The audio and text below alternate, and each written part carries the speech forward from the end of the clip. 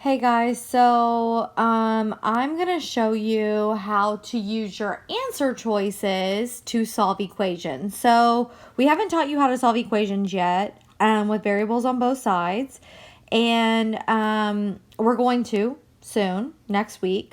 However, sometimes your brain just goes blank. So I'm gonna show you how to use your answer choices to find the correct solution. So typically you have 4 answer choices, and we're going to use each one of those to substitute in to the problem to see if they're correct. So let me kind of give you an example to kind of give you an idea of what I mean. So if you have a football team, right, and you have a quarterback whose jersey number is 10, and they're not doing so great, right? So you take them out and you substitute a different player in for them. So you're taking out the quarterback that's labeled 10, but you're going to put a quarterback in that is labeled a different value, maybe 12 or something like that. So what I'm basically doing is I am taking out the n. And if you looked at the notes that I have at the top of the practice, you will see that it says replace your variable with a set of parentheses. And that is what I did here. And if you notice, I have the same thing rewritten every time. Where n was at, I put a set of parentheses there. And so what I'm going to do is I'm going to place the value of the variable. So here's my variable for each one of these. It's saying that n is equal to 5, -6, 23, and -10. I'm going to place that where the n is at. So I'm going to take out the n, and I'm going to put what the answer choice is saying that it should be into that place. So, for example, instead of having 6 times n, it's saying that n should be equal to 5. So I'm going to have 6 times 5 plus 40 is equal to 2 times 5. And what I'm going to do then is I'm going to take my calculator, and I have it pulled up here. I'm going to take my calculator and I'm going to type it in exactly like I see it. So I'm going to type in a 6. I have open parentheses. I'm going to put a 5 in there, and I'm going to close my parentheses, and then I'm going to do plus 40, and I'm going to hit enter, and I get 70. That's the left-hand side. Then I'm going to do the right-hand side. I have 2, open parentheses, type in 5, hit enter, and I get 10. So the left-hand side was 70. The right-hand side was 10. Does 70 equal 10? No, it does not. So because 70 doesn't equal 10, this is not going to be a solution. Then I'm going to go to B, and it says that n should be a -6. So I'm going to go in here and put in -6, -6, and I'm going to go to my calculator, and I'm going to type in, just like how it is written, 6, open parentheses, negative. Notice your negative is at the very bottom of your calculator, that little thing in parentheses, -6, close parentheses, plus 40. I hit enter, and then I'm going to do 2, open parentheses, -6, close parentheses, and hit enter. So I know the left-hand side is 4. The right-hand side is -12. Do those equal each other? No, they do not. So I know that this is not going to be my correct answer. I am looking for, when I substitute the value in for my variable, I'm looking for when both sides equal each other. So I'm going to try now. It says n should be 23. So I'm going to substitute 23 in. Again, I'm going to go to my calculator, and I'm going to do 6, open parentheses, 23, close parentheses, plus 40. I get 178, and then I'm going to do the right-hand side, 2, open parentheses, 23, close parentheses, enter, and I get 46. So I end up with 178 and 46. Again, these do not equal each other. That cannot be the correct answer. So now I'm going to try D. I have a -10, a -10. So I'm going to go to my calculator, and I'm going to do 6, open parentheses, -10. My negative is at the bottom down here.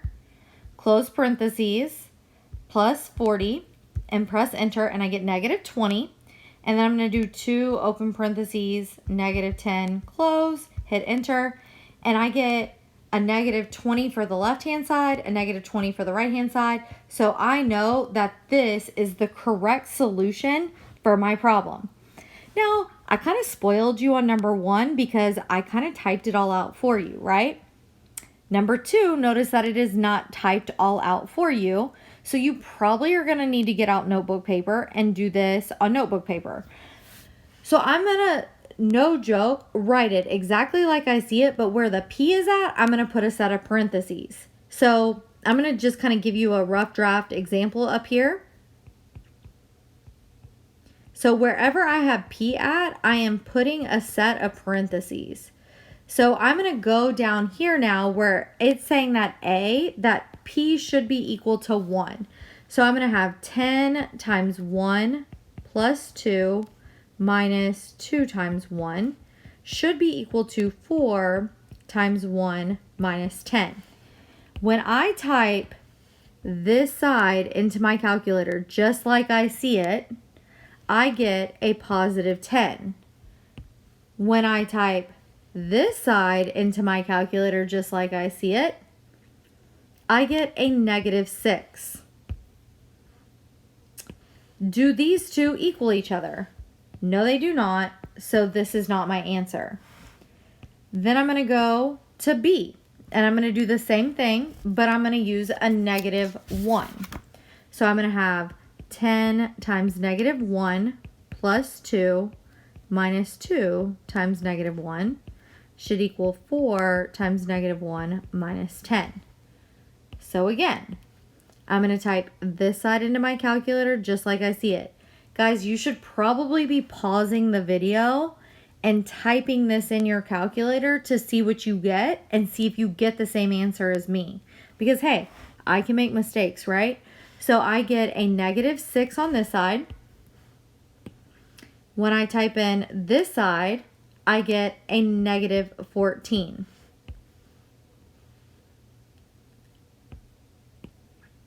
Do these two equal each other? No. So I know this is not a correct answer choice. Now, I know you're sitting here thinking, man, that is a lot of work and I don't want to do all of that work. I understand that. I haven't taught you how to solve equations yet. So maybe when you get to the point to where when you're solving equations, you think it's easier to solve the equation, but sometimes you kind of like forget things, right? And so if you forget how to solve an equation, you always can fall back on this as an option. Plus, we're going to teach you when you start to solve equations, you can use this method to check your answer to make sure that you are correct and know that you have the right answer 100%. So now I'm going to try 10 times 3 plus 2 minus 2 times 3 is equal to 4 times 3 minus 10. Again, you type this side into your calculator, you should have gotten 26. You type this into your calculator and you should have gotten 2. Do these two equal each other? No, they do not, so that is not a correct answer. So now I'm going to try again, but with negative 3. So I'm going to have 10 times negative 3 plus 2 minus 2 times negative 3 is equal to 4 times negative 3 minus 10. Again, remember, in your calculator, you are typing this in exactly the way you see it. Exactly the way you see it. So you're putting those parentheses in there. You're putting those negatives in there. Look, this is a negative. This is a minus sign. This is a negative. So you have to use different buttons on your calculator. When you type those in, you should have gotten that the left side was negative 22. The right side you should have gotten was negative 22. And these do in fact equal each other, so you know that that is the correct answer. So you know the solution to that problem is negative 3. Now I know this next one's a little bit different, right? It only has one variable on the right hand side, but again, all you're gonna do all you're going to do is you're going to have 10 open parentheses for the G plus 5 is equal to 11 open parentheses for the G. And you're going to substitute each answer choice in. So 10 times negative 16 plus 5, 11 times negative 6. I can't write. 11 times negative 16. And then you're going to get this side and get an answer. This side, get an answer. And you're going to try that for each one of your answer choices and see which one gives you where both sides equal each other. So I want you to try that out. I know there's a couple of problems. There's several problems here that you need to try out. But practicing this helps train your brain. I know typing a lot, it seems like a lot of typing, but we're not asking you to calculate this by hand. We're asking you to type it in your calculator. So try it out. If you have questions, email us and let us know. Otherwise, I think you got this. So have a good day. It's Friday, and I hope that